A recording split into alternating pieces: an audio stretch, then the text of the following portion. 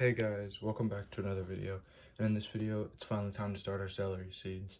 So the first thing we did, we used this container and then we put some dollar store potting mix into it. And then we looked through it, trying to find some big pieces that are going to be too harsh for the seeds. And we took them out and moved them to this thing. Now we're going to put some Miragrow seed starting potting mix on top. And yeah, I'm gonna put the camera down and do that right now. We added the Miragrow, and the next step is to put the seeds into here.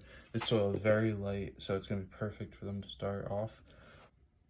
Celery says it has to go an 1/8 inch in the soil, so we're gonna do that, which just basically just means we're gonna lightly cover it with soil. It also takes the longest time to.